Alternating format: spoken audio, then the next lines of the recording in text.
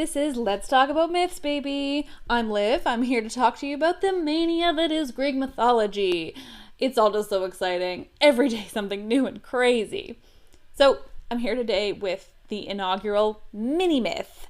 Basically, my plan here is to release these sort of miniature episodes that will sort of complement the other ones. Basically, the point is that there are so many myths that are just like tiny snippets. They're just kind of like little insights into how the ancients saw the world around them. They often will explain how a certain earthly phenomenon came to be or why something is called what it is. So I thought it'd be kind of fun to release episodes twice a week. These ones will come on Fridays, little sort of snippets, maybe half length. I have no idea. It's all very difficult to figure out. It's not actually difficult to figure out. It's just a matter of, you can write a lot of words on a document and it turns out when you speak it out loud, it's not that long. This is causing me endless grief, let me tell you. The point is, I'm going to release these mini myths, 10 to 15 minutes long on a Friday, just a little bonus mythology for your weekend. And then on Tuesdays, the standard length that I've been doing before will happen. So basically I'm saying, this is a short one. It's Friday.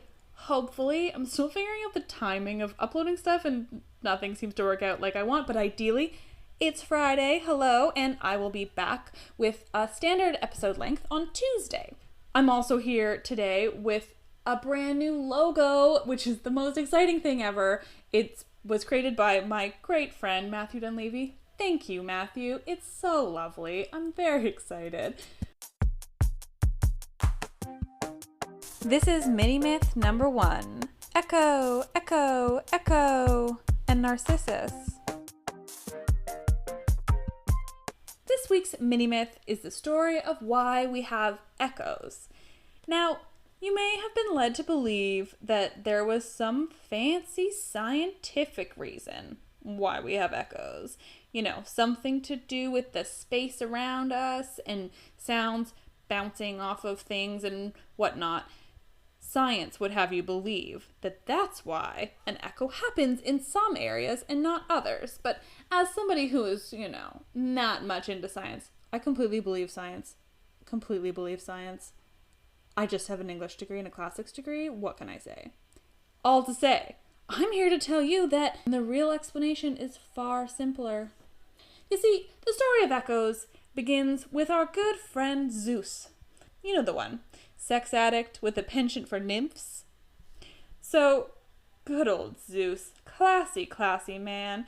One day, he was creeping on a bunch of nymphs. And frankly, in this case, they were actually totally into it. So, more power to them. But, of course, Zeus is not one for subtlety. And it wasn't long before Hera came around, wondering where her husband was and, what he might be up to. She doesn't trust him. I wonder why.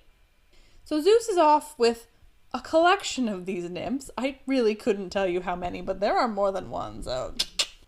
But there's one nymph in particular, part of Zeus's new nymph harem, and she's feeling protective of the king of the gods. Not clear why, but she is. She wants to distract Hera to keep her from discovering Zeus with his new lady friends, and so she starts to talk. This nymph is just chatting away, just talking about who knows what. Anything to keep Hera from looking any closer into the whole Zeus nymphs goings on.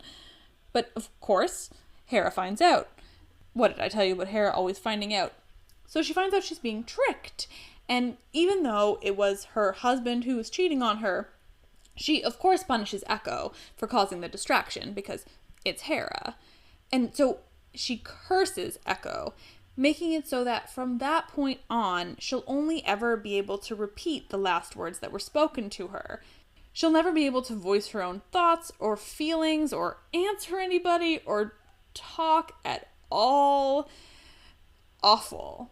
Frankly, it's probably one of the worst mythical punishments. I mean, that would really suck. So it does really suck for Echo, and she's kind of driving herself crazy. She's just wandering the forest by herself. She doesn't really, who's she going to talk to? She can't talk to anyone. What's the fun in spending time with other people and it's not just that she can't talk. It's if I say something, it's like that game that kids play that's obnoxious as all hell, and it's just like, I'm going to repeat every single thing you say to me, as if that's not literally the most annoying thing you can do to another person. So she's not hanging out with anyone. She's avoiding anyone she possibly can, and I don't blame her. But in this case, she's wandering the forest, and it's sometime after this curse has overtaken her, and she comes upon a man. And he is the most beautiful man she has ever seen. We're talking like Ryan Gosling mixed with the Oscar Isaacs. Throw in, I'm having trouble thinking of hot men. You know, all the hotties is what I'm trying to say here. This man is out hunting with his friends, and she spots the group. So in a very fictional and mythical and very much men putting a story on to women, she immediately falls truly madly deeply in love with this strange man she's seeing in the middle of the forest and doesn't know at all. She wants to say something to him, anything would do, but she just can't say anything. And truly, I mean, I think this is how you know that the myths were made up by men. It's a little bit far-fetched, even for a story. I can imagine seeing a guy and think, oh, you are super hot, I would like to get to know you. But we are told she is in love. Woman is in love. Eventually, this man is separated from his group, and he starts to call out for them. Echo is still hanging around. She's being a bit weird. Again, men making up the story when it comes to women. And so when she hears him call out, all she can do is repeat his words back to him. Is anyone there? He calls, and she calls it right back. Come here, he tries, and he hears the same thing repeated right back. Now, this young man was already prone to a quality that starts with the letter N, but it doesn't exist yet in this world, so I'll just say that he thinks quite highly of himself.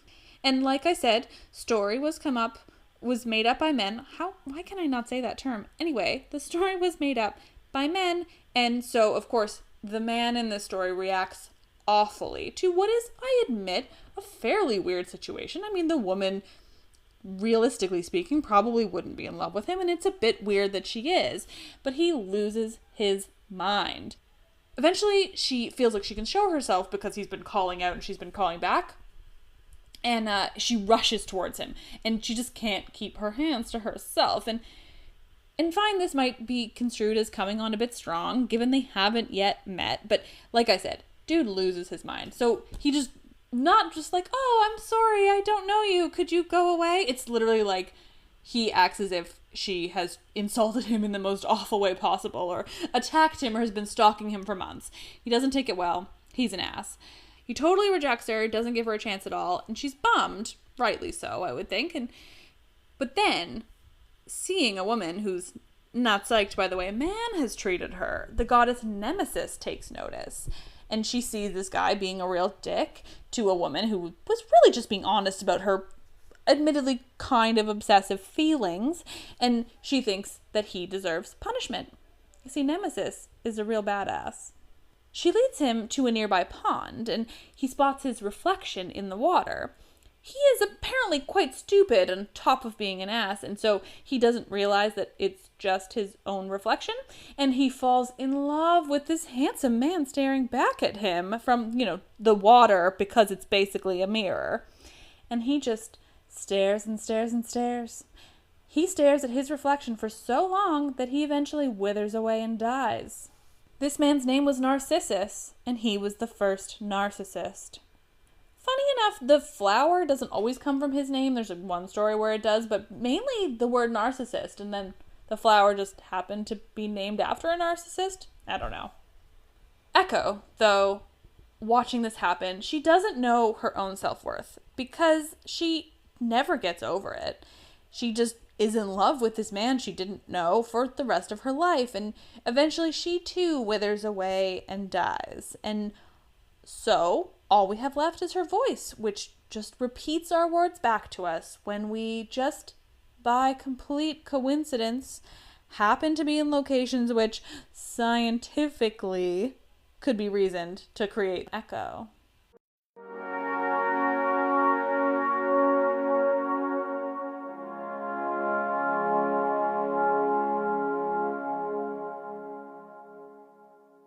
Thank you so much for tuning in to this inaugural mini myth.